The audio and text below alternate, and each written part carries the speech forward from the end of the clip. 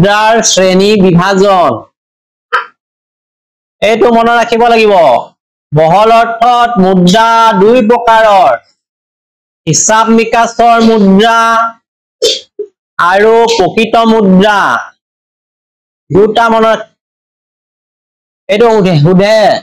উদাহৰণ দি লিখিবলৈ কয় যে মুদ্ৰা বহল অৰ্থত কেই প্ৰকাৰৰ দুই প্ৰকাৰ প্ৰকৃত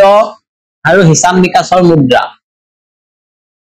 এটা হিচাপ নিকাচৰ মুদ্ৰা এটা ধাৰণাহে প্ৰকৃত মুদ্ৰাও হিচাপ নিকাচৰ মুদ্ৰা কথাটো বুজিবলৈ অলপ ভিতৰলৈ সোমাব লাগিব আমি হিচাপ নিকাচৰ কাৰণে মুদ্ৰা ধাৰণা কৰি লৈছো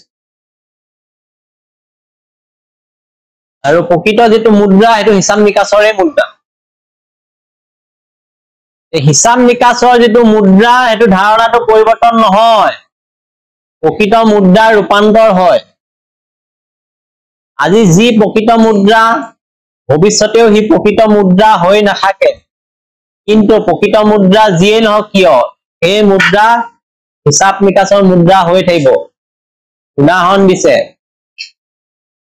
উদাহৰণ হয় হিচাপ নিকাচৰ মুদ্ৰা আৰু প্ৰকৃত মুদ্ৰাৰ পাৰ্থক্য ব্যাখ্যা কৰিব পাৰি ভাৰতবৰ্ষৰ সংবিধানত প্ৰধানমন্ত্ৰীৰ পদটো হৈছে কিন্তু সদায় একেজন ব্যক্তিয়ে প্ৰধানমন্ত্ৰী হৈ নাথাকে কিন্তু প্ৰধানমন্ত্ৰীৰ পদত অধিষ্ঠিত ব্যক্তিগৰাকীয়ে সদায় প্ৰধানমন্ত্ৰীৰ ভূমিকা পালন কৰিব লাগিব এই মৰ্মে নিৰ্ধাৰিত কাৰ্য সম্পাদন কৰিব লাগিব প্ৰধানমন্ত্ৰীৰ বাপটো যদি হিচাপ নিকাচৰ মুদ্ৰা হয় তেনেহলে প্ৰধানমন্ত্ৰী গৰাকী হ'ব প্ৰকৃত মুদ্ৰা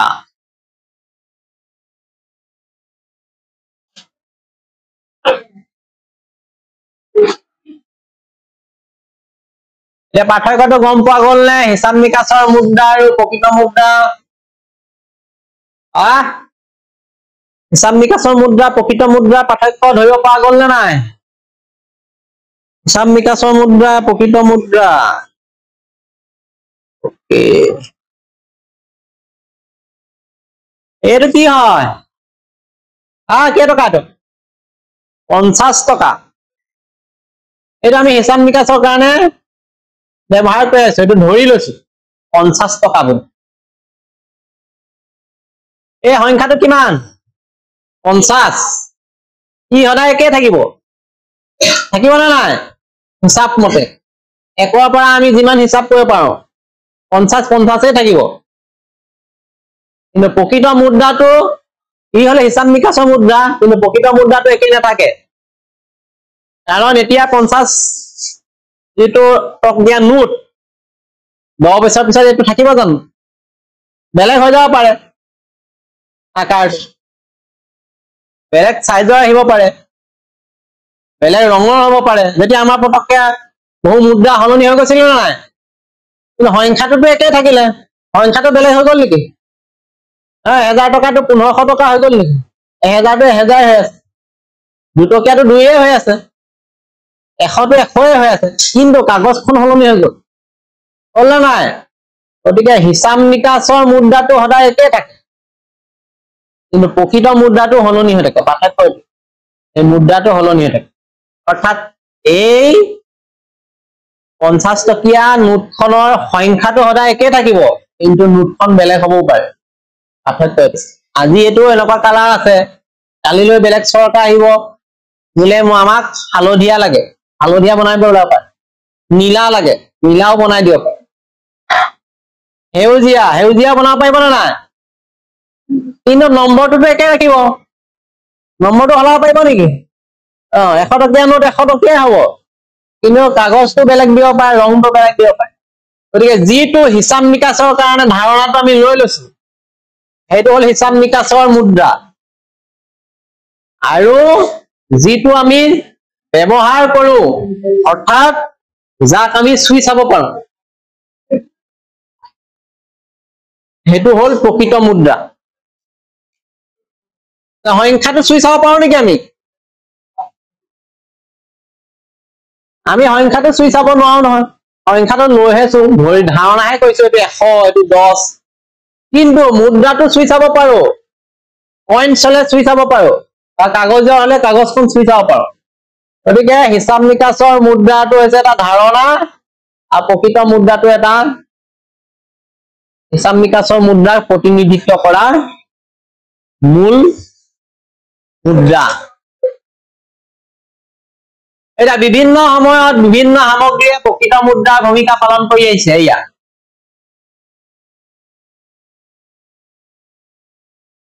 প্ৰকৃত মুদ্ৰাটো সামগ্ৰীত প্ৰকাশ কৰা হয়, সামগ্ৰীৰ যোগে। কাগজীয়া হলে কাগজৰ কইন্স বিলাক সিলভাৰ হ'ব পাৰে, সোণৰ হ'ব পাৰে, সোণৰ, এইটো হল প্ৰকৃত মুদ্ৰা। মুদ্ৰাৰ ক্ৰমবিকাশ সম্পৰ্কে আলোচনা কৰোঁতে এই বিষয়ে আলোচনা কৰিলো আমি। প্ৰকৃত মুদ্ৰাৰ প্ৰকাৰবিলাক এইবিলাক: সামগ্ৰী মুদ্ৰা, জন্তু মুদ্ৰা, ধাতু মুদ্ৰা, কাগজী মুদ্ৰা, বিহিত মুদ্ৰা, অবিহিত মুদ্ৰা, আদেশী মুদ্ৰা, প্ৰতীক মুদ্ৰা, চেক মুদ্ৰা, এইবিলাক ঢেৰ প্ৰকাৰ আছে।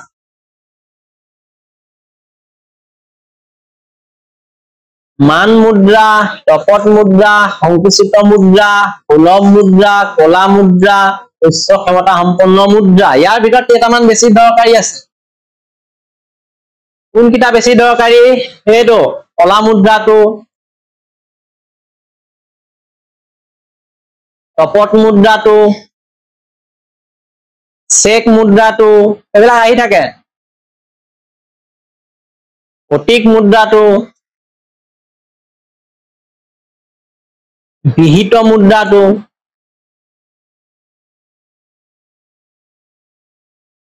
এইকেইটা বেছিকে আহে, ধাৰণাটো বেছিকে জানিব লাগিব।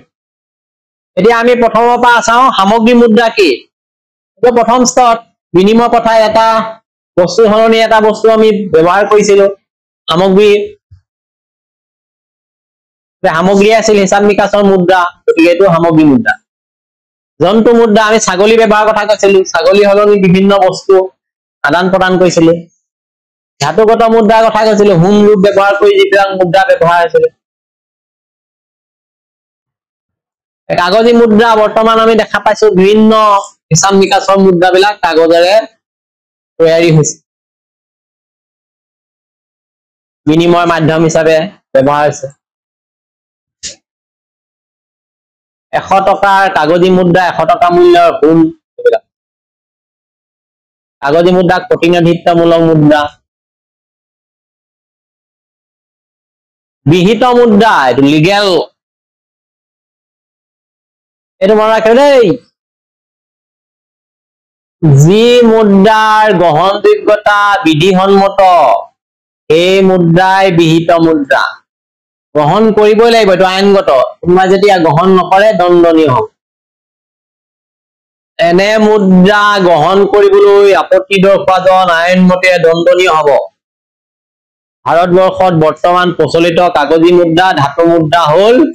বিহিত মুদ্ৰা। বাৰে বাৰে কৈ আছো, এইটো আহে পৰীক্ষাত, দৰকাৰী চিন দি লোৱা, নহলে মনত ৰাখিব লাগিব। যি মুদ্ৰাৰ গ্ৰহণযোগ্যতা বিধিসন্মত সেই মুদ্ৰাই বিহিত মুদ্ৰা। এনে মুদ্ৰা কোনো ব্যক্তিয়ে গ্ৰহণ নকৰিলে আইনমতে দণ্ডনীয় হ'ব। ভাৰতবৰ্ষত বৰ্তমান যিবিলাক কাগজী মুদ্ৰা আছে বা ধাতু মুদ্ৰা আছে, এইবিলাক বিহিত মুদ্ৰা। আকৌ বিহিত মুদ্ৰা দুই প্ৰকাৰৰ, অসীম বিহিত মুদ্ৰা আৰু অসীম বিহিত মুদ্ৰা।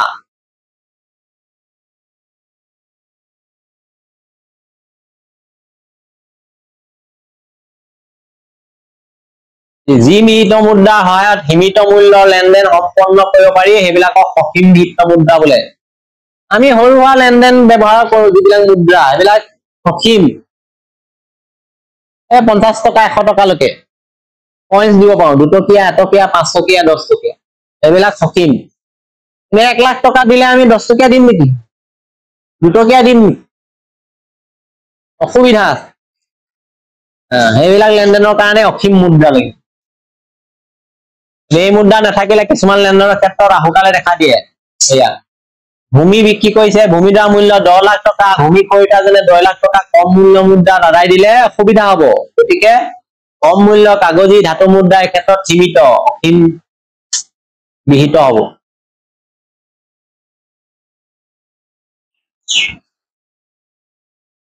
সীমিত পৰিমাণৰ লেনদেন কৰিবলৈ অসীম আৰু ডাঙৰ যেটো লেনদেন এটো অসীম মুদ্ৰা অবিহিত মুদ্ৰা কি ইয়াৰ পাৰ্থক্য যি মুদ্ৰাৰ গ্ৰহণযোগ্যতা আইনসঙ্গত নহয় এই মুদ্ৰা গ্ৰহণ নকৰিলে আইনে উলংঘা কৰাত বুজায় সেই মুদ্ৰা হ'ব অবিহিত মুদ্ৰা যেনে চেক মুদ্ৰা চেক এখন গ্ৰহণ নকৰিলে কোনেও আমাক আইনমতে দণ্ডনীয় বুলি ক'ব নোৱাৰে কাৰণ চেক এখন বিহিত মুদ্ৰা নহয় অবিহিত মুদ্ৰা ইয়াৰ গ্ৰহণযোগ্যতা নাই সাধাৰণ গ্ৰহণযোগ্যতা সকলোৱে গ্ৰহণ নকৰে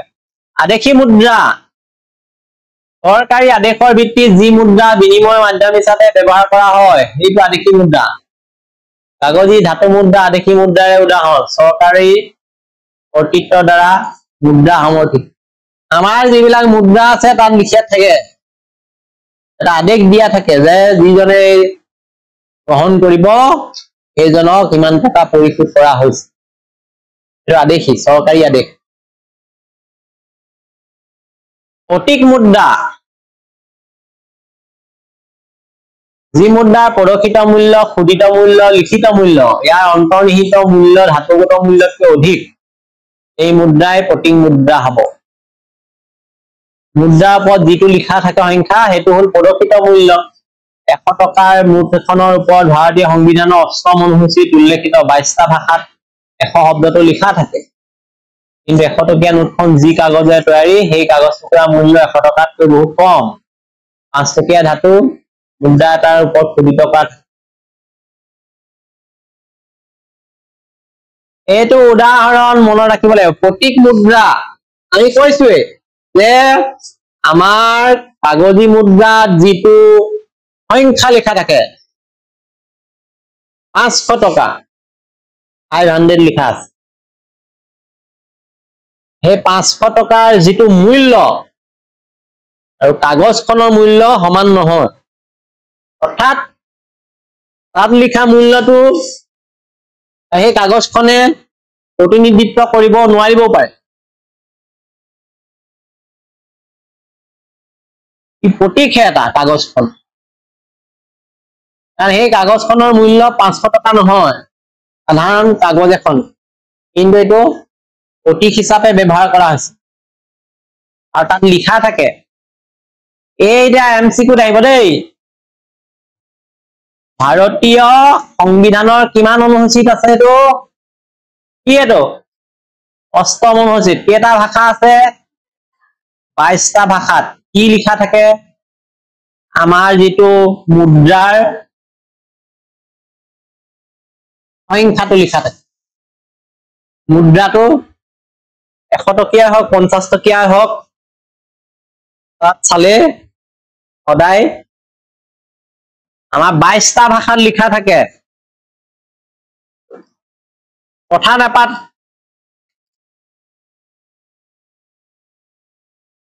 এটা 100 টকীয়া মুদ্ৰা হয় না নহয়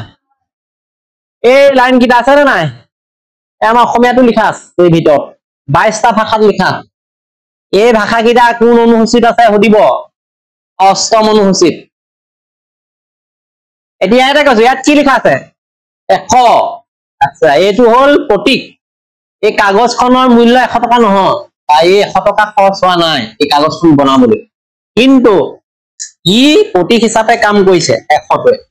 এটো প্ৰতীক মুদ্ৰা হেতুই কৈছে ইয়াত যেটো লিখা থাকে তাৰ মূল্যটো কাগজখনৰ মূল্যৰ লগত সমান নহবও পাৰে আৰু আমি ইয়াত আদেশী মুদ্ৰা কথা যে কৈছিলো ইয়াৰ আগতো এইটো আদেশ দিয়া থাকে এইটো সাইডলে গান্ধী তলতে লিখা আছে গান্ধী দেখিছে না ইয়াত লিখা আছে হিন্দীত মে ধাৰক কো ইয়াত লিখা আছে বা ইংৰাজীত লিখা আছে আই promise to pay the bearer the sum of 100 rupees আৰু তলত সাইন মাছ এই তলত লিখা গভৰ্ণৰে সাইন মাছ আদেশ দিয়া মুদ্ৰা কিটা কাগজী মুদ্ৰা কিটা একানে দেখাইছো পিছত এনেকে নাহে পৰীক্ষাত প্ৰশ্ন ইটোৰ লগত ইটো তুলনা কৰিহে আহিব যে আদেশী মুদ্ৰা আৰু প্ৰতীক মুদ্ৰাৰ মাজত কি পাৰ্থক্য আছে বিহিত মুদ্ৰা অবিহিত মুদ্ৰাৰ মাজত কি পাৰ্থক্য আছে এতিয়া নিজে লিখিব পাৰিব লাগিব আৰু এই প্ৰতীকী মুদ্ৰাৰ পৰা এইকেইটা এমসিকিউ আহিব যে কিমানটা ভাষাত প্ৰতীকী মুদ্ৰাত সংখ্যাবিলাক লিখা থাকে আৰু কোন অনুসূচিত এই বিষয়ে উল্লেখ আছে এই উদাহৰণ দিছে প্ৰতীকী মুদ্ৰা এইটো কি লিখা আছে হাইট এয়া 100 এয়া লিখা আছে এয়া আদেশ I promise to pay the bearer the sum of 100 rupees. What sign mo asa gumon? Eti aile check mudra. A line G keta ase gute kita mona rakhibo lagibo. E 2 number uttor. Etu ahise keba ba ebaru ahibo. Prokitate check mudra nohoy. Mudra porikhodor eta adekhe mathum. Cheque একোখনৰ সাধাৰণ গ্ৰহণযোগ্যতা নাথাকে এই line কিটা এটো অসত এনেকা হে check এখন মুদ্ৰা হয়নে যুক্তি দিয়া বুলি আইব যুক্তি দিয়া বুলি একো কথা নাই এই লাইন কিটা লিখি দিলে হ'ব প্ৰকৃততে চেক মুদ্ৰা নহয় মুদ্ৰা পৰিশোধৰ এটা আদেশে মাথো কিয়নো চেক একোখনৰ সাধাৰণ গ্ৰহণযোগ্যতা নাথাকে উদাহৰণ দিব কৈছে আমি কিতাপ এখন ক্লিয়াৰ কৰিলো এখন চেক বেংকত এনেকা চেক দিব লাগে কিতাপখনৰ দাম 200 টকা চেক এখন লিখি দোকানীক আমি দিও দোকানীয়ে গ্ৰহণ নকৰিব পাৰে যদিহে নকৰে আমি দোকানীজনক কাঠগড়ালৈ নিব নোৱাৰিম কাৰণ চেকখন বিহিত মুদ্ৰা নহয় ই ধন আদেশ বা নিকট মুদ্ৰা বুলি হেবা বলে চেক এখন বিহিত মুদ্ৰা নহয় মাত্ৰ এক আদেশী মুদ্ৰা হে ইয়াৰ সাধাৰণ গ্ৰহণযোগ্যতা নাই সকলোৱে গ্ৰহণ নকৰিব পাৰে